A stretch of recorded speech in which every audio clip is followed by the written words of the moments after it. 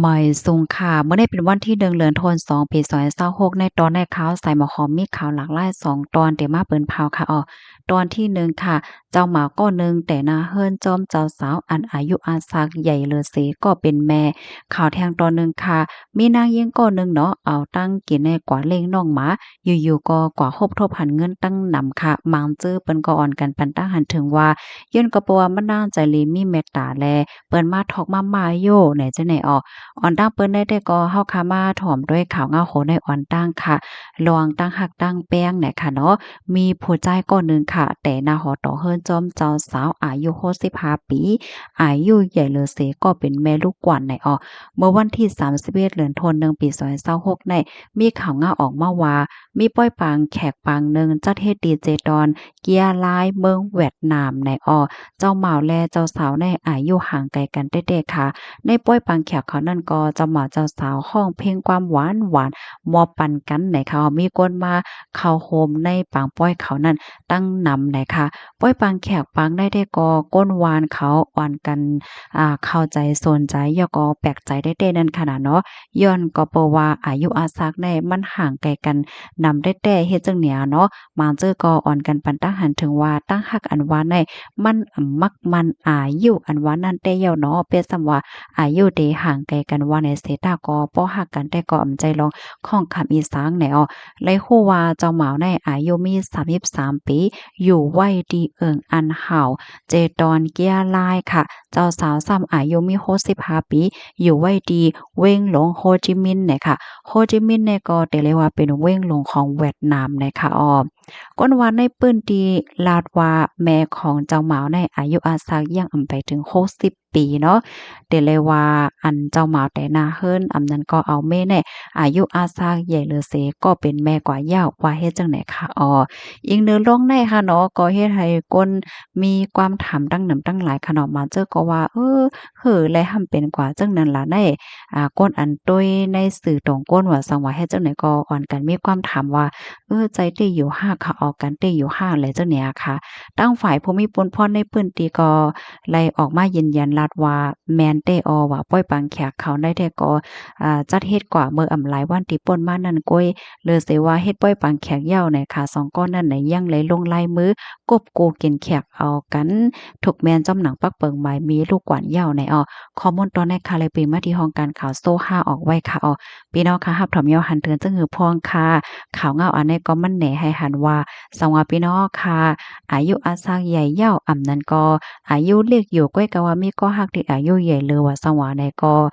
มันแค่มีติปองก็หมายว่าตั้งฮักในมันอำมักมันอายุมันอำใจลองข้องขามอีสังในเนาะอาติกาเปิงหลงมันแต่ก็โหลให้หมอฮักกันแลป้องใจกันขนาดก้อยในเนาะลูกดีข่าวเงาโหนในเฮแลกำในเฮาค่ะมารับถมด้วยข่าวเงาเที่ยงตอนหนึ่งค่ะในก็เป็นข่าวเงาที่อันหลากหลายไว้ในค่ะมีนางยิงก่อนหนึ่งเนาะเอาตั้งกินตั้งยำเอาเขาในใกล้ๆเอาก่อนเล่งน้องหมาเนี่ยอยู่ๆก็ครบทบหันเงินตั้งนำ เมื่อวันที่31เดือนธันวาคมปี2026ได้มีนางยิงคนหนึ่งเขาในก็ไล่ต่างคลิปเงาหางเสียงอันหนึ่งเนาะไว้หลังเสเขาเอาเขาได้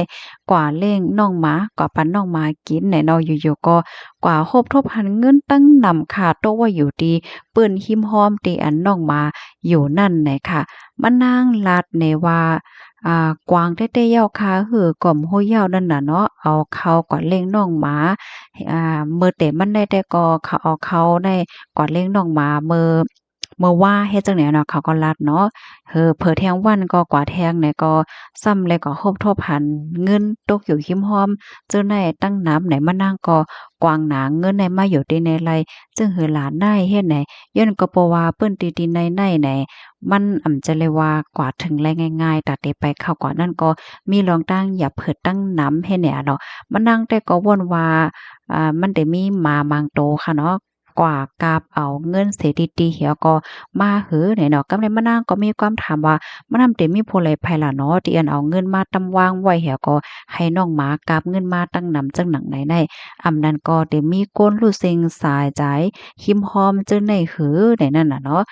มะนางก็มีความถามไว้อยู่ในค่ะเนาะอำนั้นก็มีเปิ้นฮ้องว่าจั่งหืออำนั้นก็ มันได้มีสิเมียวๆไผเสิก็ค่ะเนาะเอาเงินมาปันไว้เปิดตาซื้อข้าวซื้อตั้งกินในเลี้ยงน้องหมาแล้วจั่งใดดอกมันนางก็ล้อมกวางไว้อยู่เฮ็ดให้ค่ะเอานะเพราะว่าคลิปวิดีโออันใดเปิ้นแพร่กว่าเหย้าค่ะเนาะก็มีคนมาปันตั้งหันถึงตั้งนำค่ะเงินอันมีไว้อยู่จ้อมเปิ้นจั่งใดค่ะเนาะก็มีละลายไว้ให้เนี่ยเนาะมานับส่วนโฮมก็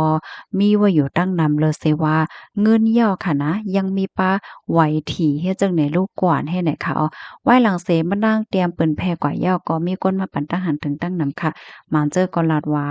มันได้มีแม่น้องหมาเขาในค่ะนะก็เอาเงินเสียดีๆเหี่ยวก็เอามาตำวางไว้ปันเปิดตาให้จังเอาเงินในกว่าซื้อข้าวซื้อตั้งกินในมาปันลูกมันกินโย่เฮ็ดจังเนี่ยมันก็ว่าเงินจั่งใดกึ่งหลีไลเปิ้นเผาเหี่ยวก็ส่งปันเจ้ามันคืนอ้อในในแอบเงินนั้นมีไว้ติดกับสุอยู่อำใจห้าเฮ็ดจั่งเนี้ยเนาะบางจื้อก็ว่าอันใดได้ก็โหลดไหลไปโดยก่อนว่ามันเตจังมีคนติดต่อกับสืบมาอันเป็นเจ้าเงินนั่นเฮ็ดไหนคะอ้อมะนางก็ว่ายังอำหัดเอาเงินในกว่าใจเด้อนั่นน่ะเนาะก็ไปให้เจ้าเงินในมาอยู่นะคะเพราะว่ามีเจ้าเงินมายืนยันก็มะนางก็ได้มอบปันขึ้นกำเหลียวนะคะอ้อตอนต่างเงินทั้งสิ่งทั้งหมดนับส่วนด้วยได้ก็มีหลายเฮงวาดอยู่นะคะเลยนั่นก็มีป้าไว้ที่ไว้ที่นั่นได้ก็เป็นหมาย449 435และ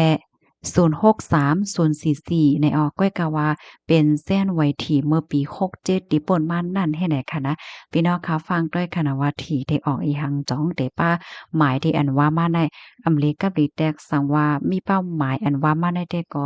มันได้เป็นไรว่าเปิ้นแค่มาทอกมานางหือไหนก็จักเป็นไรไหนเนาะข้อมูลตอนในค่ะเลยปืนมาที่ห้องการข่าวสดออกไว้ค่ะอ้อไม่ทรงค่ะ